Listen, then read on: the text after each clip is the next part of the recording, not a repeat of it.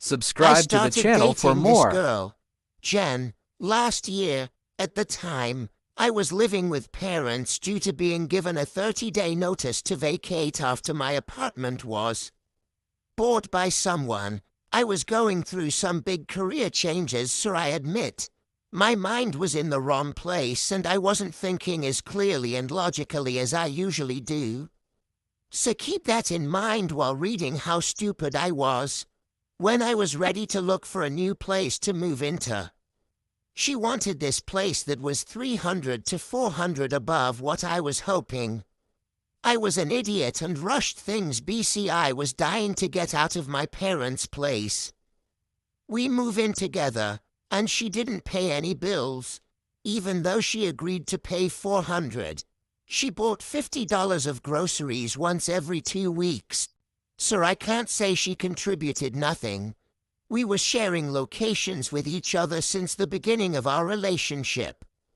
She shared hers with me without me requesting it randomly one night while she was out drinking with friends. I shared her mine in return. BCI figured she would want me too. Funny thing is, the same night she shared her location with me, she was taking an unusually long time to reply to my texts. I checked where she was and they were at a strip club. Jen said she was the DD. Then she said she was too drunk to drive, so one of the guys with them was driving her car for the group because they came with her car. I was concerned about her being drunk with a bunch of drunk guys at a strip club. Jen said she wasn't that drunk when they leave the strip club. Her location was headed to an area of a city where she had mentioned her ex lived. Jen claimed they weren't staying at her ex's place. I asked if she planned to sleep over at this place, and how I was uncomfortable with her sleeping somewhere drunk with a group of drunk guys. She never replied until around noon the next day. She asked to call. Over the phone, she basically said she didn't have fun last night and complained how her coworkers were shitty people. When I asked about the place she slept at, she said she passed out on the floor and wasn't with anyone.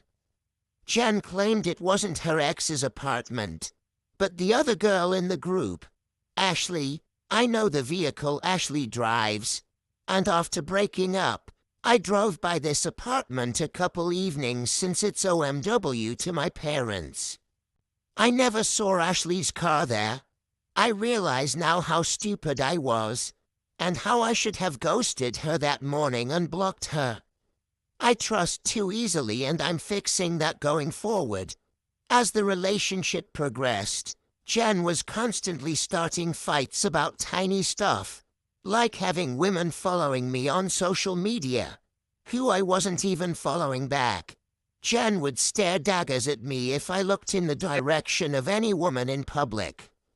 I remember gazing into space once and she got mad. BCI was staring at someone. This someone was a very obese, homely person. Any mention or story of my past encounters with women would cause a day-long fight. She made me throw away anything from my previous GF. Aside from all of this, and much more I don't feel like typing, she would always tell me how I was the love of her life and how I couldn't leave her. She wanted to get married and have kids. Like yesterday, we were only together 6 months, and she was pressuring me into marrying her.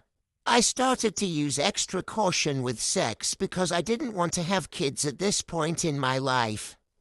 And she was saying things that were making me think she would stop taking her BC. Around 4 months into things, her location stopped showing up. I brought it up, and she gave some BS excuse and it turned it on. A week later, it's gone again. I waited a week to bring it up and this time she didn't even bother turning it back on. Over time, as I began to see who she really was, I lost desire to have sex with her as much. This caused more fights because she wanted to have sex every day. One day, I noticed what looked like a hickey on her. It was super faint and may have been covered in makeup. When I asked about it, her response was telling me I was right. She barely acknowledged my concern about the mark, and we never spoke of it again. That was the day I snapped out of it. I realized I needed to end things. The next day she had a friend pass who I never heard her talk about once, let alone met. She wanted to go to the funeral 14 hours away and asked me to go with her. I said I didn't want to go, and this caused another fight. Apparently, throughout our entire relationship, her boss was trying to get in her pants at her job. He was trash-talking me, and anytime we had fights over little things, she would vent at work to him. He is over 2x her age with kids older than her. He told her once how I would never have to find out. Anyway, her boss told her that he would go with her to this funeral. Apparently this was the first time they slept together, so she claimed it was my fault BC I didn't go to the funeral with her. But she is a pathological liar, so I obviously don't take that seriously. What's worst, when she came back, she immediately tried to have sex with me. She was very persistent, to the point of not taking no for an answer. So not only did she cheat on me for half of our relationship, but she exposed me to risk of STDs from her creepy boss. The next day she was gone with a bunch of stuff of hers as well. She claimed she needed a break and was staying at a co-worker's house. I very much liked this specific co-worker, so I wasn't uncomfortable with that part. Over the course of a week, she would visit me and texted me daily how she wanted to be back with me and happy again. She said she just needed to know I would support her, referring to me not going to the funeral 14 hours away for a guy I've never even heard of. While she was gone, I talked to an old buddy of mine who she used to get so pissed off when I would talk to him, saying things like, "You like him more than me and I'm your GF." Well, I spilled the whole situation to my friend, and he said I was being dumb and she was obviously cheating on me. The next day, I drove by the house of this boss of hers and saw her car parked inside the garage. IDK how I timed it so perfectly to see her car there before she shut the garage door BC when I passed by to leave the area. It was shut. I had already taken a picture luckily, sent it to Jen, and she accused me of following her. I told her to get all her shit and never contact me again. She had me put all of her things outside and came by with her boss she was sleeping with to help her get all of it. Never saw her in person since, but we had one phone call.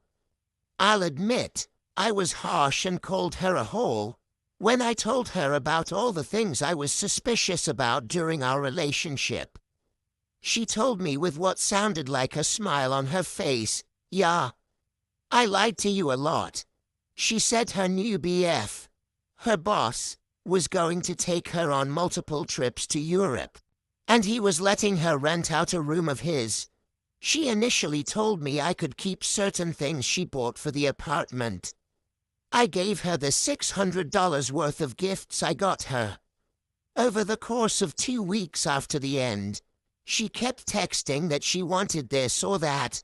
I got sick of being in contact with her, so I said, "Tell me everything you want.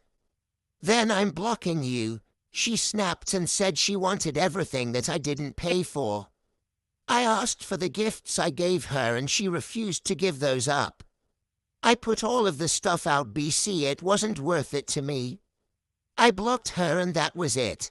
This is months later and I just wanted to share. I learned a lot about what to not do with women, things to look for and what to walk away from.